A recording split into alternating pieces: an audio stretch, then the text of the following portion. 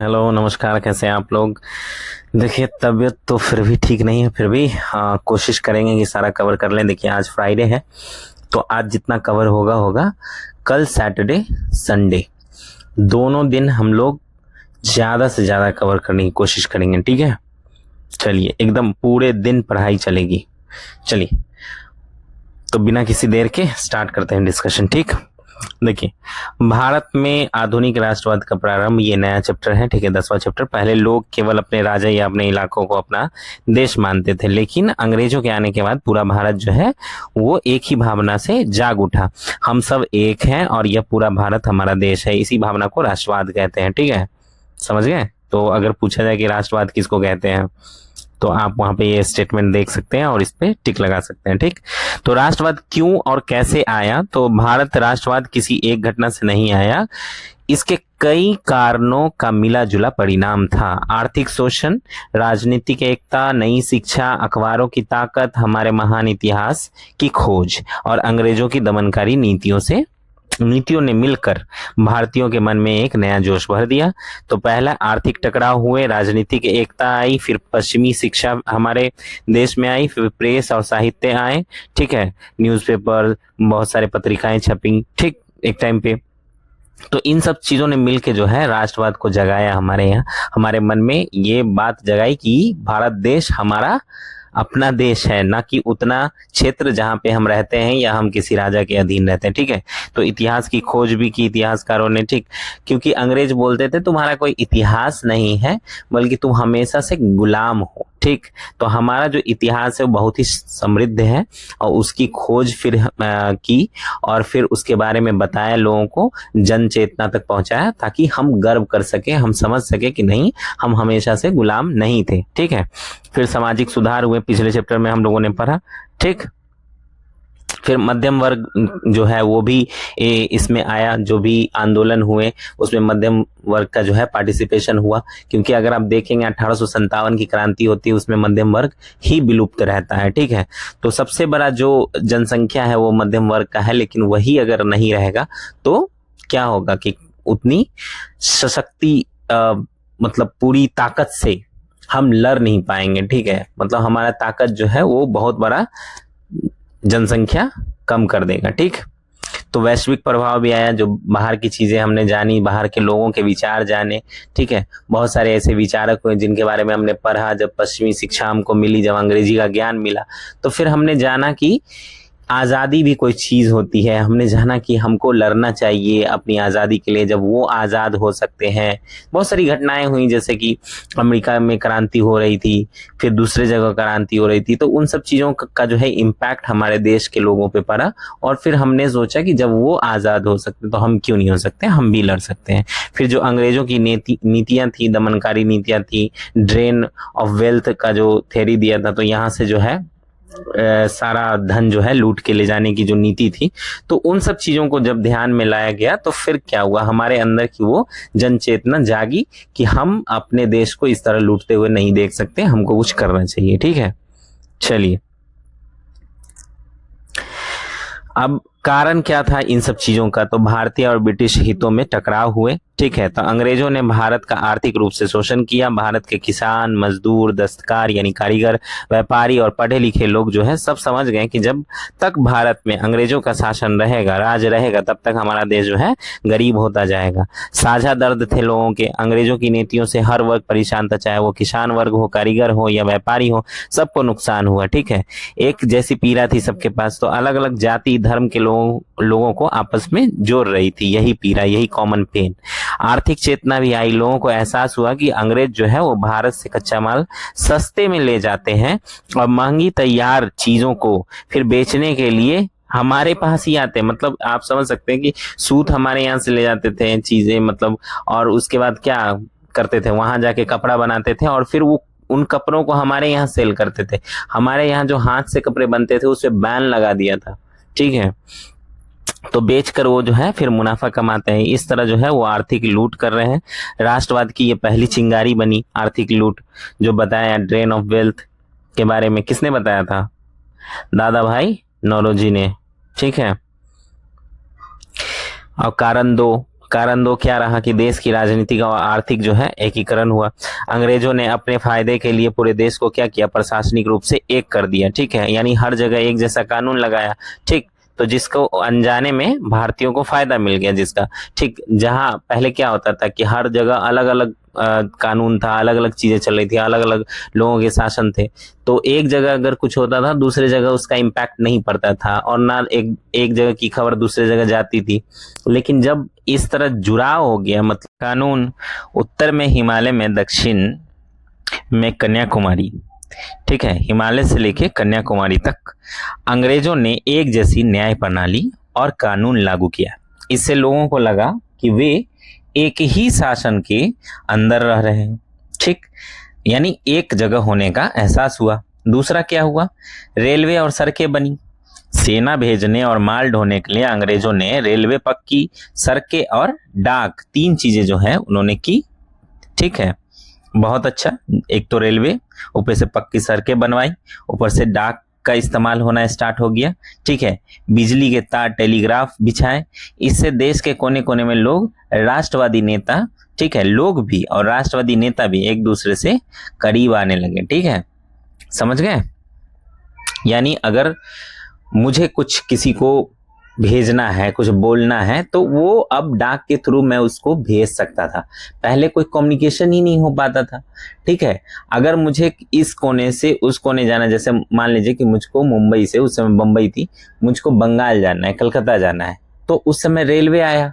तो रेलवे जब आया धीरे धीरे, तो फिर पहले तो मुंबई में ही आया था, उसके बाद फिर पूरे देश में धीरे धीरे बीचना स्टार्ट हुआ, ठीक है। तो आप लोग मुझे कमेंट में बताइए कि मुंबई और कहाँ के बीच कब पहला रेलवे चला इंडिया के अंदर, ठीक है, कमेंट में बताइए, ठीक।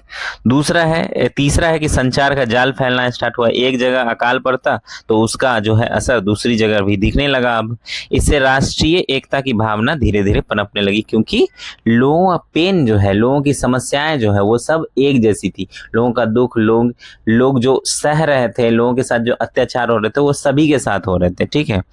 तो इस तरह लोगों ने एक ही दुख को फील करना स्टार्ट किया, कॉमन हो गया ये दुख, ठीक है। तीसरा कारण क्या था, तीसरा कारण था पाश्चात्य चिंतन और आधुनिक शिक्षा, ठीक है। अंग्रेजी शिक्षा का उद्देश्य ये था कि लॉर्ड मैकेले और विलियम बेंटिक ने ये किया कि उनका मकसद था, देखिए वो लोग लेके आए थे अंग्रेजी शिक्षा की शुरुआत की थी उन्होंने, तो उनका मकसद था कि सिर्फ क्लर्क तैयार करना है यहाँ पे, जो मतलब दिखने में भारतीय हो लेकिन अकल से जो हो वो अंग्रेज हो, मतलब इंग्लिश उनको आती हो, वो हमारे लिए काम करें, ठीक है। लेकिन भारतीयों ने अंग्रेजी सीखकर क्या किया, यूरोप के जो महान विचारक थे जैसे Rousseau, Voltaire, John Stuart Mill, Thomas Paine, इन सब की किताबें पढ़ ली, ठीक है, जहां से बहुत सारी विचार आए, जैसे आजादी का विचार। इन किताबों को पढ़कर भारतीयों में स्वतंत्रता, लोकतंत्र, स्वशासन, सेल्फ रूल की इच्छा जागी। संपर्क भाषा भी एक बहुत ही जो है उस समय का समझिए कि कामगार चीज था, ठीक है। अलग अलग राज्यों के लोग जो है, जैसे बंगाली, मराठी, तमिल, पहले एक दूसरे की भाषा नहीं समझते थे, लेकिन जब अंग्रेजी एक कॉमन लैंग्वेज आ गया, ठीक है, लोगों के बीच में, तो वो फिर क्या हो गया, मतलब अगर मैं अलग भाषा बोलता हूँ, आप अलग भाषा बोलते हैं, तो हम दोनों के बीच में अगर एक कॉमन लैंग्वेज है, तो फिर हम उसमें बात करके अपने विचार जो है साझा कर सकते हैं। तो जो देश की समस्याएं थी उस पर चर्चा हम करने लगे। कई भारतीय जब इंग्लैंड गए तो उन्होंने देखा कि वहाँ के नागरिकों को कितने अधिकार मिले हुए जो हमारे भारत में नहीं था अंग्रेजों के शासन में, तो जबकि भारत के लोगों को गुलाम बनाकर रखा गया था यहाँ पे, ठीक है। चौथा कारण था प्रेस और साहित्य की भूमिका, ठीक है। उस समय तक प्रेस भी आ गया, लोग बहुत सारी पत्रिकाएं छपवाने लगे, अखबारों में बहुत सारी खबरें आने लगी, जो छोटी छोटी चीजें थी, ठीक है। तो 1877 तक क्या हुआ, भारत में अलग अलग भाषाओं में और हिंदी के करीब 169 अखबार छप रहे थे उस समय, ठीक है। अलग अलग भाषाओं में छप रहे थे और हिंदी के दोनों मिला के 169 अखबार छपने लगे, जिन्हें 1 लाख से ज्यादा लोग पढ़ते थे। ये अखबार अंग्रेजों की गलत नीतियों की खुलकर आलोचना करते थे। देशभक्ति और साहित्य, भारतेंदु हरिश्चंद्र के लेखक थे, ठीक है।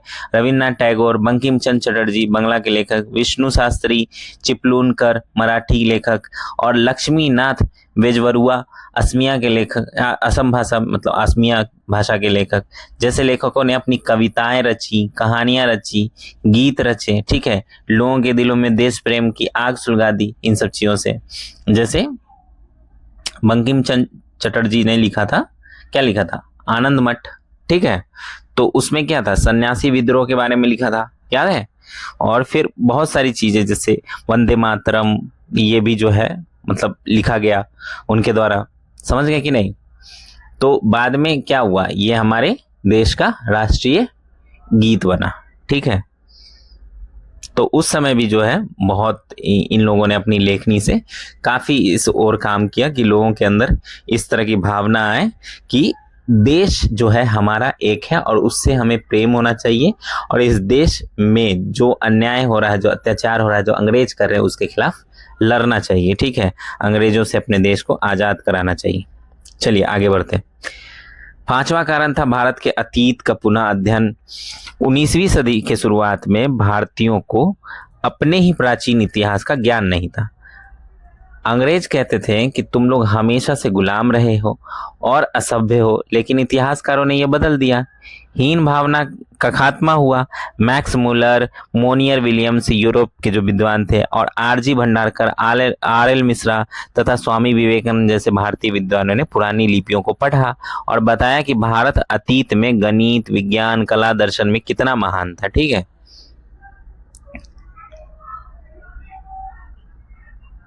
अब है आत्मगौरव का जागरण, ठीक है। आत्मगौरव का जागरण हुआ, मतलब अपने आप पे जब हम अपना इतिहास जाने तो हम खुद पे गर्व करने लगे। जब यह पता चला कि यूरोपीय और भारतीय एक ही आर्य नस्ल के हैं, नस्ल के ऊपर भी, ठीक है, कि वो लोग कहते थे तुम तुच्छ हो, तुम जो धरती पे आए हो, जैसे अंग्रेज कहते थे, इसलिए कि तुम जो है, तुमको हम सभ्य बना सके, हम भारत में इसलिए आए हैं, ठीक, तुम आए हो सिर्फ गुलाम रहने के लिए। तो आर्य नस्ल के हैं। जब ये पता चला कि हम नस्ली जो भेदभाव हो रहा था, पता चला कि हम सब एक ही हैं, तो भारतीयों के मन से हीन भावना यानी इन्फीरियरिटी कम्प्लेक्स जो है खत्म हो गई। आत्मगौरव जागा, जानकर कि हमारा अतीत कितना महान रहा, लोगों में नई ऊर्जा आ गई, समझ गए। तो छठा, सातवां और आठवां कारण भी देख लेते हैं। सुधार, मध्यम वर्ग और वैश्विक प्रभाव, ये तीन कारण और थे। तो सुधार में क्या हुआ, धार्मिक और सामाजिक सुधार हुए, जैसे राजा राम मोहन राय, स्वामी दयानंद सरस्वती, स्वामी विवेकानंद और ईश्वरचंद्र विद्यासागर, बहुत सारे लोग हैं, ठीक है, ज्योतिबाई फुले, ये सब इन लोगों ने मिलकर जो है, जो समाज में कुरीतियां थी, जैसे जाति पात था, बाल विवाह था, छुआछूत था, ठीक है, सती प्रथा थी, इन सबको दूर किया। जब समाज अंदर से मजबूत हुआ तो उसमें अंग्रेजों से लड़ने का साहस भी आ गया, ठीक है। फिर मध्यम वर्गीय बुद्धिजीवियों का उदय हुआ, जैसे कि अंग्रेजी शासन के कारण शहरों में एक नया मिडिल क्लास जो है पैदा हुआ, जिसमें डॉक्टर, वकील, शिक्षक, पत्रकार शामिल थे। यह वर्ग पढ़ा लिखा था और अंग्रेजों की चाल को समझता था। इसी वर्ग से आगे चल के जो है नेता निकल के आए, लीडरशिप इन्होंने ही दिया, ठीक है। वैश्विक घटनाएं भी हुई, उसका प्रभाव भी पड़ा, जैसे दक्षिण अमेरिका में स्पेनिश और पुर्तगाली शासन का जो है खत्म होना हो गया। ग्रीस, यूनान और इटली का स्वतंत्रता संग्राम भी हमने देखा, ठीक। मतलब अब अखबार आ गया, अब ये चीजें आ गई ना, तो फिर हमको ये सब चीजें पता चलने लगी। आयरलैंड की जो घटना हुई, ठीक है, उससे भी भारतीयों को हौसला मिला कि जब वो आजाद हो सकते हैं तो हम भी आजाद हो सकते हैं, ठीक है। इस तरह की चीजें हुई। वही नौवां कारण था ब्रिटिश शासकों का जातीय अहंकार। अंग्रेजों की जो कुछ हरकतें थी भारतीयों को सबसे ज्यादा गुस्सा दिलाती थी, ठीक है। लॉर्ड लिटन की दमनकारी नीतियों ने राष्ट्रवाद को आग की तरफ फैला दिया, ठीक। दमनकारी नीति उनकी क्या की थी, जैसे रेसिज्म, नस्ल भेद। अंग्रेज भारतीयों को अपमानजनक शब्द बोलते थे। अदालत में अगर किसी अंग्रेज से भारतीय का झगड़ा हो जाता था, जज हमेशा क्या करता था, अंग्रेज को बचा लेते थे, भारतीय को सजा दे देते थे, यहाँ तक कि अगर उसकी गलती नहीं भी होती थी। फिर दिल्ली दरबार हुआ 1877 में, जब पूरा दक्षिण भारत जो है भूखमरी अकाल से मर रहा था, तब क्या हुआ, तब लिट्टन ने करोड़ों रुपए फूंक कर दिल्ली में भव्य दिल्ली दरबार का आयोजन किया। यह भारतीयों के लिए अपमान की बात थी, ठीक। वर्नाकुलर प्रेस एक्ट 1878, भारतीय अखबारों पर ताला लगाने के लिए कानून बनाया गया, दमनकारी नीति थी। साथ ही शस्त्र नियम अधिनियम, जैसे भारतीयों के हथियार रखने पर भी रोक लगा दी गई, समझ गए। मतलब आप विद्रोह ना करें, आप कोई आवाज ना उठाएं, अब जिसके हाथ में बंदूक हो वही उसी का ना सब चलेगा, जिसकी लाठी उसी का भैंस, समझ गए। उसके अलावा इल्बर्ट बिल विवाद हुआ 1883 में। लॉर्ड रिपन के समय एक कानून लाया गया जिसमें कहा गया कि भारतीय जज भी जो है अंग्रेजों पे जो मुकदमा चलेगा उसमें भारतीय जज भी सुनवाई कर सकेंगे। इस पर अंग्रेजों ने इतना बवाल मचाया कि सरकार को झुकना पड़ा। ठीक है, तो लॉर्ड रिपन जो था वो थोड़ा सा उदारवादी वायसराय था भारत में। ठीक है, चलिए इन सब बातों का देखो रिजल्ट क्या निकलता है। रिजल्ट ये निकलता है कि इल्बर्ट बिल आता है, ठीक है, और उसके खिलाफ जो है अंग्रेज प्रोटेस्ट करते हैं, पूरा एकदम हंगामा मचा देते हैं। लेकिन उसके बाद फिर भारतीय राष्ट्रीय कांग्रेस का फाउंडेशन होता है। तो इल्बर्ट बिल विवाद ने भारतीयों की आंखें पूरी तरह खोल दी कि बिल्कुल हमारे अब मतलब अपने बराबर तो मानते नहीं है। तो वे समझ गए कि अंग्रेज जो है वो रंग के आधार पर हमसे कितनी नफरत करते हैं और हमें अपना हक चाहिए, तो वो हमें भी अंग्रेजों की तरह संगठित ऑर्गेनाइज्ड होकर आंदोलन करना होगा। यहीं से भारतीय राष्ट्रीय कांग्रेस 1885 में बनता है और आगे के बड़े आंदोलन की नींव पड़ती है। भारत में राष्ट्रवाद, अंग्रेजों के शोषण, रेलवे, संचार के विकास, अंग्रेजी शिक्षा और नए विचारों अखबारों की ताकत, हमारे महान इतिहास की खोज और लॉर्ड लिट्टन जैसे क्रूर गवर्नरों के अत्याचारों की सामूहिक प्रतिक्रिया का नतीजा था। समझ गए। शोषण के बाद चेतना आया, फिर हम संगठित हुए, फिर एकता आई और फिर आंदोलन हुआ, फिर हम स्वतंत्र हुए। समझ गए।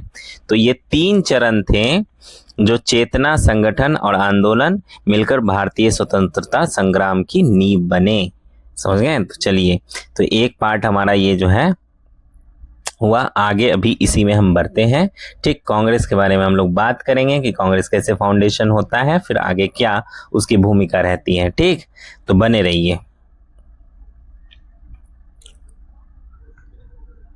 तो कांग्रेस से पहले के संगठन भारतीय स्वतंत्रता आंदोलन की नींव 1836 से 1885 के बीच जो है राजनीतिक यात्रा चलती है। 1836 और उससे पहले भी बहुत सारे फाउंडेशन रखे गए थे, बहुत सारे जो है संगठन बनाए गए थे। ठीक, 19वीं सदी में भारतीय राजनीति ने 2 अहम पड़ाव तय किए। ठीक है, संगठनों का एक तो पहले बदलता स्वरूप।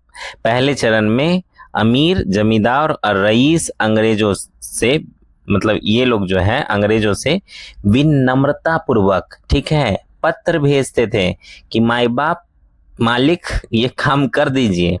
बाद में पढ़े लिखे मध्यम वर्ग ने आंखों में आंखें डालकर हक मांगना शुरू कर दिया। 1850 से पहले अमीरों की राजनीति होती थी, नेतृत्व होता था अमीर जमींदार का, रईस का, बड़े व्यापारी का।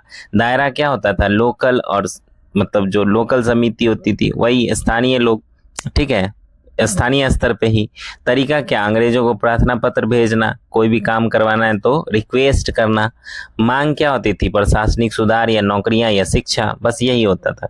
लेकिन 1850 के बाद मध्यम वर्ग की राजनीति शुरू होती है जिसमें डॉक्टर, वकील, शिक्षक और पत्रकार जैसे मध्यम वर्ग होते हैं। इनका दायरा क्या होता है, व्यापक हो जाता है, लोकल लेवल पे नहीं, पूरे देश के मतलब समझिए पूरे राज्य जो प्रांत होता था उसमें या फिर पूरे देश में। ठीक, तो पूरे देश में संगठित होते थे। तरीका क्या होता था, संवैधानिक तरीके से हक मांगना, ठीक है, आंदोलन करना। मांग क्या होती थी, समानता, प्रतिनिधित्व, ठीक है, और अधिकार, जो मेरा अधिकार है वो दे। ठीक है, ये सब होता था। तो बंगाल में पहले जो है केंद्र बनता है, पहला राजनीतिक केंद्र। भारत में राजनीतिक चेतना की शुरुआत बंगाल से होती है।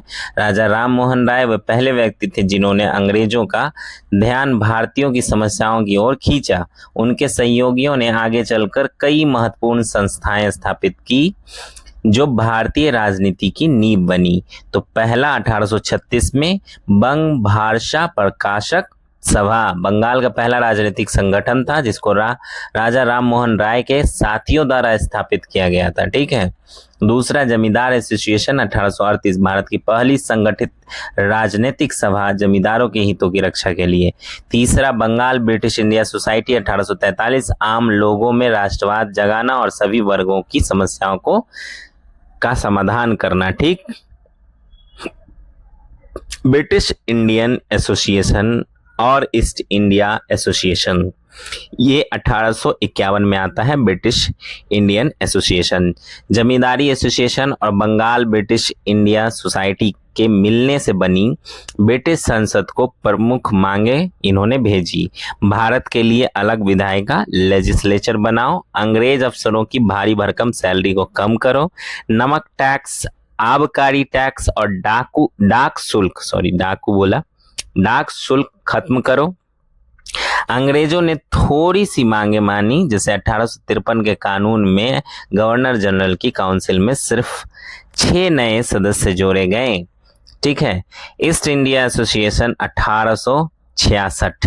संस्थापक कौन थे? दादा भाई नौरोजी। स्थान कहाँ था? लंदन में। बाद में भारत में भी शाखाएं खुली। ब्रिटेन की जनता और नेताओं को बताना कि अंग्रेज जो है वो भारत में कितना जुल्म कर रहे हैं और भारत के पक्ष में इंग्लैंड में माहौल बनाना इसका काम था। समझ गए? इंडियन एसोसिएशन ऑफ कलकत्ता सबसे महत्वपूर्ण संस्था, स्थापना हुई 1876 में। सुरेंद्रनाथ बनर्जी करते हैं और आनंद मोहन बोस दोनों मिलके ये स्थापना करते हैं इसकी, इंडियन एसोसिएशन ऑफ कलकत्ता की। ठीक है। ये अमीरों और जमींदारों की चापलूसी वाली राजनीति के सख्त खिलाफ थे।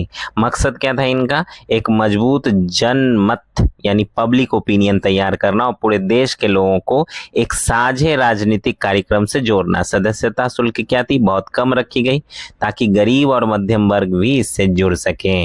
ऐतिहासिक सम्मेलन होता है 1883 में। 28 से 30 दिसंबर 1883 को कलकत्ता में पहला अखिल भारतीय सम्मेलन होता, ऑल इंडिया कॉन्फ्रेंस बुलाया जाता है, जिसमें देश भर से 100 से ज्यादा नेता आए और संस्था 1886 में कांग्रेस में मिल जाती है यही संस्था। ठीक, आगे बढ़ते हैं। मुंबई और मद्रास के राजनीतिक संगठन। तो मुंबई में जो है उस समय मतलब मुंबई में बॉम्बे एसोसिएशन 1852 बम्बई की पहली राजनीतिक संस्था थी। भेदभाव सरकारी नियमों के खिलाफ सुझाव देती थी। दूसरा था पूना सार्वजनिक सभा 1867 महादेव गोविंद रानाडे द्वारा स्थापित किया गया, सरकार और जनता के बीच एक ब्रिज का काम। मद्रास यानी चेन्नई, अब ठीक है, पहले मद्रास काफी बड़ा क्षेत्र था। ठीक है, चेन्नई तो छोटा सा क्षेत्र है। तो मद्रास नेटिव एसोसिएशन 1852 में फाउंडेशन होता है, कलकत्ता की संस्था की शाखा के रूप में बनी, लेकिन ज्यादा दिनों तक टिक नहीं पाई। मद्रास महाजन सभा 1884 एम वीर राघवाचारी, बी सुब्रमण्यम अय्यर और पी आनंद चालू, ठीक है, इनके द्वारा ये स्थापित किया गया। लिख लीजिएगा, स्क्रीनशॉट ले लीजिए।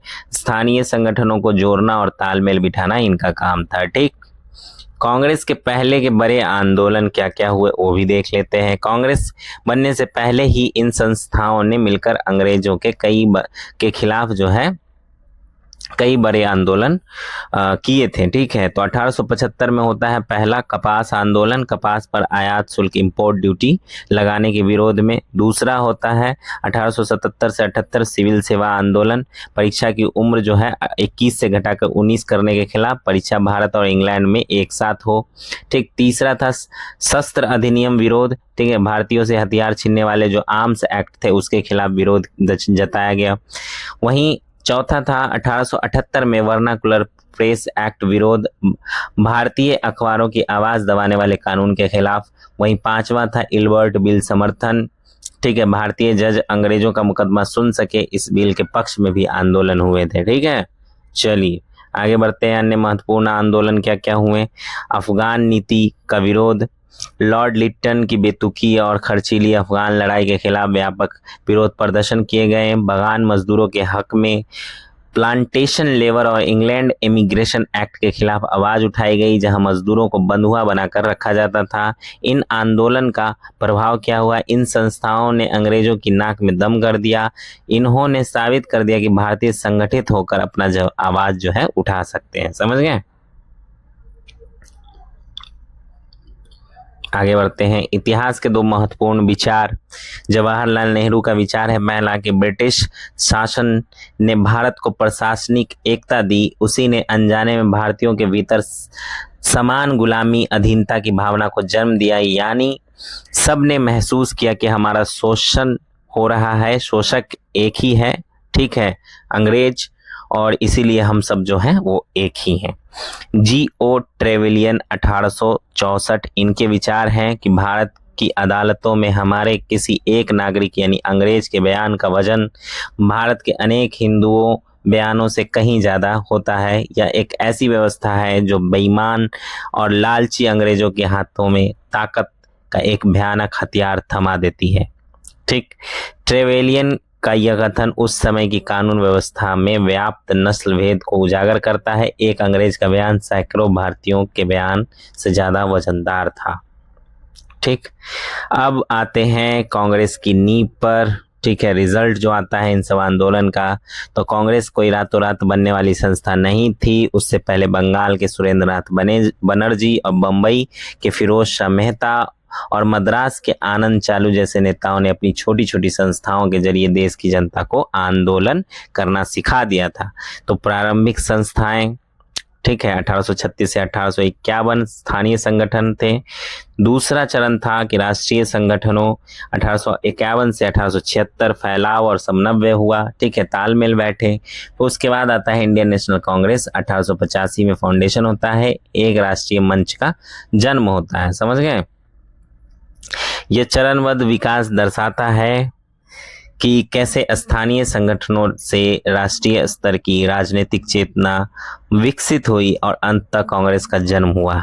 ठीक है, तो राम मोहन राय और जमींदारी एसोसिएशन ने राजनीतिक चेतना का बीज बोया। वहीं अंकुर जो है फटा तब जब British Indian association Indian league ने संगठन का रूप ले लिया, और वृक्ष बना जब इंडियन एसोसिएशन और अन्य संस्थाओं ने कांग्रेस की नींव रखी। ठीक है, चलिए आगे बढ़ते हैं। इसी में भारतीय राष्ट्रीय कांग्रेस की स्थापना की कहानी पर। 1885 में बंबई में जन्मी भारतीय राष्ट्रीय कांग्रेस ने भारत के स्वतंत्रता संग्राम की नींव रखी।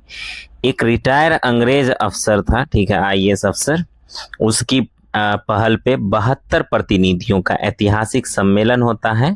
ठीक है, एक ऐसे संगठन का जन्म जिसने बाद में दुनिया की सबसे बड़ी लोकतांत्रिक पार्टी का रूप ले लिया। ठीक, चलिए आगे बढ़ते हैं। कांग्रेस बनने से पहले की भूमि क्या थी वो देख लेते हैं। ठीक है, तो 19वीं सदी के 1850 के दशक से ही भारत के राष्ट्रवादी नेताओं ने महसूस किया कि पूरे भारत का प्रतिनिधित्व करने वाली एक अखिल भारतीय संस्था की जरूरत है। विभिन्न प्रांतों में बिखरे हुए राष्ट्रवाद को एक सूत्र में पिरोने के लिए एक साझा मंच की आवश्यकता थी। किसने अमली जामा पहनाया? तो रिटायर्ड अंग्रेज सरकारी अफसर A.O. ह्यूम, इनका नाम था A.O. ह्यूम। पूछ लेता है कि किसने जो है फाउंडेशन किया था इंडियन नेशनल कांग्रेस का। ठीक है, तो 1883 में इन्होंने भारत के प्रमुख नेताओं से संपर्क किया और इस विचार को हकीकत में बदलने की पहल की। पहला जो कदम उठाया 1884 में, ह्यूम के प्रयासों से 1884 में इंडियन नेशनल यूनियन नाम की एक संस्था बनी, जिसने बाद में कांग्रेस का रूप ले लिया। प्लेग और बंबई की ट्विस्ट। दिसंबर 1885 में सम्मेलन पुणे में तय किया गया, लेकिन ऐन वक्त पर हैजाई कॉलरा फैल गया। मजबूरी में जगह बदलकर ऐतिहासिक सम्मेलन बंबई में हुई। ठीक है, चलिए, तो पहला सम्मेलन जो होता है 1885 में वो बंबई में होता है। तो पहला अधिवेशन, कांग्रेस का जन्म 1885 ऐतिहासिक घटना है। इसी बंबई के सम्मेलन में इंडियन नेशनल यूनियन का नाम बदलकर अखिल भारतीय नेशनल कांग्रेस रखा गया। इसमें 72 प्रतिनिधियों ने हिस्सा लिया था। कांग्रेस के मुख्य वास्तुकार A.O. ह्यूम, सुरेंद्रनाथ बनर्जी और आनंद मोहन बोस थे। पहले अध्यक्ष और प्रतिनिधि। कांग्रेस के इस पहले ऐतिहासिक अधिवेशन की अध्यक्षता व्योमेश चंद्र बनर्जी यानी WC बनर्जी ने की। इसके बाद हर साल दिसंबर के महीने में देश के अलग अलग शहरों में कांग्रेस की वार्षिक अधिवेशन होने लगी। कादम्बिनी गांगुली ने 1890 में कलकत्ता कांग्रेस में पहली बार मंच से भाषण दिया। भारत के स्वतंत्रता संघर्ष में महिलाओं की भागीदारी का ऐतिहासिक संकेत।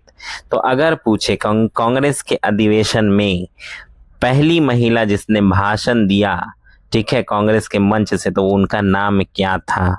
तो कंफ्यूज मत हो जाइएगा, एनी बेसेंट या सरोजनी नायडू में टिक मत लगा दीजिएगा, ये पूछा था सवाल। ठीक है, चलिए आगे बढ़ते हैं। वो थी कादम्बिनी गांगुली। शुरुआती बड़े नेता शुरुआती दौर में देश के सबसे पढ़े लिखे और प्रख्यात राष्ट्रवादी नेताओं ने कांग्रेस की कमान संभाली, जिसमें दादा भाई नौरोजी 3 बार कांग्रेस के अध्यक्ष बने, अर्थशास्त्री थे और ड्रेन ऑफ वेल्थ सिद्धांत के प्रतिपादक भी थे। सुरेंद्र नाथ बनर्जी बंगाल के महान नेता, कांग्रेस के संस्थापकों में से एक। बदरुद्दीन तैयब जी पहले मुस्लिम कांग्रेस अध्यक्ष, एकता और धर्मनिरपेक्षता के प्रतीक। फिरोज शाह मेहता प्रसिद्ध वकील और पत्रकार थे, लॉयन ऑफ बॉम्बे के नाम से इनको जाना जाता था। गोपाल कृष्ण गोखले मध्यमपंथी विचारधारा के प्रमुख नेता और गांधी जी के राजनीतिक गुरु थे। अन्य प्रमुख नेता पी आनंद चार्लू, रमेश चंद्र दत्त, आनंद मोहन बोस, मदन मोहन मालवीय, बाल गंगाधर तिलक। ठीक है, चलिए आगे बढ़ते हैं। सेल्फी वॉल्व की थ्योरी, ठीक है, सॉरी सेफ्टी वॉल्व की थ्योरी, ठीक, सेल्फी नहीं सेफ्टी। तो सेफ्टी वॉल की थ्योरी होनी चाहिए, सेफ्टी वॉल, ठीक है। एक्चुअली क्या हुआ कि कांग्रेस को इस तरह से देखा गया और कुछ नेताओं ने कहा कि कांग्रेस पार्टी अंग्रेजों ने इसलिए बनाई ताकि उनका जो ध्यान है, ठीक है, वो इसी तरफ लगा रहे लोगों का, यानी वो इस तरह से जाके लोगों के बीच अंग्रेजों का पक्ष रखे कि लोगों को लगे कि अंग्रेज जो है उनके हित में काम कर रहे हैं, ठीक है, और अंग्रेज कभी भी उनके खिलाफ नहीं है, यानी उनके अंदर का जो गुस्सा है उसको शांत करने का काम वो कांग्रेस करती रहे। तो इतिहास में एक बड़ा सवाल यही उठता है कि अंग्रेज A.O. ह्यूम ने कांग्रेस को क्यों बनाया। सेफ्टी वॉल्व की थ्योरी दी जाती है इसके पीछे। सेफ्टी वॉल्व थ्योरी क्या है? जैसे कुकर में गैस ज्यादा बढ़ जाए तो सेफ्टी वॉल्व भाप निकाल देती है, वैसे ही ह्यूम को खुफिया सूचना मिली थी कि भारत में अंग्रेजों के खिलाफ भयंकर गुस्सा है और 1857 जैसा विद्रोह फिर हो सकता है। ह्यूम चाहते थे कि भारतीयों को एक राजनीतिक मंच दे दिया जाए जहां वे शांति से अपना भड़ास निकाल सके, जिससे ब्रिटिश सरकार सुरक्षित रहे। बिपिन चंद्र का तारित चालक सिद्धांत। प्रसिद्ध इतिहासकार बिपिन चंद्र का मानना है कि भारतीय नेताओं ने ह्यूम का इस्तेमाल एक तारित चालक यानी लाइटिंग कंडक्टर की तरह किया। नेता जानते थे कि अगर कोई भारतीय ऐसा राष्ट्रीय कांग्रेस बनाएगा तो अंग्रेज सरकार उसे तुरंत कुचल देगी, लेकिन चूंकि आगे एक अंग्रेज ह्यूम खड़ा था इसीलिए सरकार कुछ नहीं कर पाई। आधुनिक इतिहासकार इस बात से पूरी तरह सहमत नहीं है। कांग्रेस का जन्म केवल ह्यूम की वजह से नहीं बल्कि भारतीयों में जागी राजनीतिक चेतना का नतीजा था। ठीक है, चलिए कांग्रेस के शुरुआती लक्ष्य क्या थे और उद्देश्य क्या थे वो भी देख लेते हैं। शुरुआत में कांग्रेस जो है क्रांतिकारी नहीं थी, उसके लक्ष्य बहुत सीमित और शांतिपूर्ण थे। लोकतांत्रिक आंदोलन करना, देश में लोकतंत्र और राष्ट्रवाद की भावना पैदा करना, राजनीतिक शिक्षा, आम भारतीयों को राजनीति अधिकारों और देश की समस्याओं के प्रति जागरूक करना, मुख्यालय बनाना, आंदोलन को दिशा देने के लिए एक नेशनल सेंटर या हेडक्वार्टर स्थापित करना, उपनिवेशवाद का विरोध, अंग्रेजों की राज्यवादी और शोषक नीतियों के खिलाफ एक साझी सोच तैयार करना, नेताओं में एकता, देश के उत्तर दक्षिण पूर्व पश्चिम नेताओं के बीच दोस्ती और अच्छे संबंध बनाना, राष्ट्रीय एकता, लोगों को जाति धर्म प्रांत भावनाओं से ऊपर उठकर यह महसूस कराना कि वह पहले भारतीय हैं बाद में किसी भी जाति से जुड़े हुए हैं। ठीक है, तो ये काम जो है कांग्रेस ने किया, शुरुआती लक्ष्य उन्होंने इस तरह अपना उद्देश्य पूरा किया। उदारवादी चरण चलता है कांग्रेस के अंदर 1885 से लेके 1905 तक, यानी 20 साल। प्रमुख नरमपंथी नेता इसमें शामिल रहते हैं और इस दौर में आंदोलन की कमान जो है दादा भाई नौरोजी, फिरोज शाह मेहता, दिशा वाचा, व्योमेश चंद्र बनर्जी, सुरेंद्र बनर्जी, रास बिहारी घोष, RC दत्त, बदरुद्दीन तैयब जी, गोपाल कृष्ण गोखले और मदन मोहन मालवीय जैसे नरमपंथी नेताओं के हाथ में थी। तो यहाँ पे जो जो नाम आपको दिख रहे हैं ना, याद रखिएगा कि ये सब नरमपंथी नेता थे। ठीक है, 3P का सिद्धांत दिया। अपनी मांगों को मनवाने के लिए इन्होंने निम्नलिखित सिद्धांत दिए, जो कि पहला है पेटिशन प्रार्थना पत्र यानी लिखित निवेदन करना, फिर प्रेयर करना, याचिकाएं, शांतिपूर्ण अपील, फिर उसके बाद प्रोटेस्ट, शांतिपूर्ण विरोध संवैधानिक तरीके से। इनका मानना था कि अंग्रेज बुरे नहीं है, वे न्याय प्रिय हैं, बस भारत की असली समस्याओं से बेखबर है। समस्या ही वही खड़ी कर रहे थे तो बेखबर कैसे। नरम दल की दोहरी रणनीति इन्होंने चलाई, भारत में शिक्षा, जनता को राजनीति सिखाना, देश प्रेम जगाना, राष्ट्रीय भावना का संवर्धन, ब्रिटेन में प्रभाव, ब्रिटिश जनता को और सरकार को प्रभावित करना, वहां बताना कि भारतीयों के साथ क्या हो रहा है। ठीक है। लंदन समिति 1889 में ब्रिटिश कमेटी का गठन हुआ। ठीक है, लंदन में। नरमपंथी नेताओं ने एक चतुर और दोहरी रणनीति अपनाई, भारत में जनता को राजनीति सिखाना, देश प्रेम जगाना और ब्रिटेन में ब्रिटिश जनता और सरकार को भारत के पक्ष में करना। भारत में क्या कार्य हुआ? जनता को राजनीति सिखाना, उसमें देश प्रेम जगाना, एकजुट करना, राष्ट्रीय चेतना फैलाना, संवैधानिक और शांतिपूर्ण तरीकों से काम करना। ब्रिटेन में क्या कार्य कर रहे थे? 1879 में लंदन में इंडिया नाम का एक ब्रिटिश कमेटी बनाया। दादा भाई नौरोजी ने अपनी जिंदगी का एक बड़ा हिस्सा इंग्लैंड में बिताया। 1892 में लंदन में अधिवेशन करना चाहा, पर आम चुनाव के कारण वो टल गया। ठीक है, चलिए आगे बढ़ते हैं। उदारवादी राष्ट्रवादियों का सबसे बड़ा योगदान क्या रहा? धन का निष्कासन सिद्धांत दिया उन्होंने, ड्रेन ऑफ वेल्थ थ्योरी, दादा भाई नौरोजी और आर.सी. दत्त और दिशावाचा जैसे अर्थशास्त्रियों ने अंग्रेजों की पोल खोल दी। उन्होंने साबित किया कि अंग्रेज कैसे एक सोची समझी राजनीति के तहत जो है भारत का कच्चा माल मुफ्त के भाव ब्रिटेन भेज रहे हैं और वहां की फैक्ट्रियों में बना महंगा माल भारतीय बाजारों में ठूस रहे हैं। सैलरी का बाहर जाना, भारत में बैठे अंग्रेज अफसर एक मोटी सैलरी लेते थे, पेंशन पाते थे, भत्ते भी ब्रिटेन भेज देते थे। ठीक है, ये सारा कुछ, जिससे भारत का पैसा लगातार बाहर इंग्लैंड जा रहा था। सुझाए गए उपाय और मांगे, भारत में आधुनिक उद्योगों का विकास, स्वदेशी बहिष्कार, किसानों पर भू राजस्व कम करना, नमक पर टैक्स हटाना, मजदूरों की हालत सुधारना और सैन्य खर्च में कटौती करना। ये जो है सुझाए गए कुछ उपाय थे और मांग थी। ठीक है, कांग्रेस की तरफ से। एक लाइन में अगर आपको पूरा सारांश बता दें तो कांग्रेस की स्थापना 1885 में A.O. ह्यूम द्वारा मुंबई में की गई, जिसके पहले अध्यक्ष W.C. बनर्जी थे। शुरुआती 20 साल 1885 से 1905 नरम दल नेताओं के रहे, जिन्होंने बिना कोई हथियार उठाए प्रार्थना पत्रों के जरिए अंग्रेजों की आर्थिक लूट, ड्रेन ऑफ वेल्थ का पर्दाफाश करके भारत में राष्ट्रवाद की मजबूत नींव रखी। स्थापना समझ गए आप। बम्बई के ऐतिहासिक अधिवेशन 20 साल इनके रहे नरम दल के। वहीं 72 प्रतिनिधि थे पहले अधिवेशन में। 3 मुख्य वास्तुकार हुए, A.O. ह्यूम, बनर्जी, ठीक है, और बोस। ठीक, समझ गए। तो भारतीय राष्ट्रीय कांग्रेस ने बाद में गांधी जी के नेतृत्व में एक बड़े जन आंदोलन का रूप लिया। 1947 में भारत को स्वतंत्रता दिलाने में निर्णायक भूमिका निभाई। ठीक, तो ये था हमारा इस चैप्टर का डिस्कशन। अगले चैप्टर का फिर डिस्कशन हम लोग करेंगे। तब तक के लिए अगर आप लोगों ने नहीं देखा वीडियो तो पीछे जाके देख लें। ठीक है, जल्दी जल्दी देख लें, टाइम कम है। ठीक, और अपने आप को तैयार रखिए। तबीयत उतनी ठीक नहीं है, फिर भी पूरा करना है। और कल सैटरडे है, फिर संडे है, तो ज़्यादा काम करना है हमको, दिन भर पढ़ना है। ठीक है, एग्ज़ाम निकालना है ना। चलिए मिलते हैं, धन्यवाद।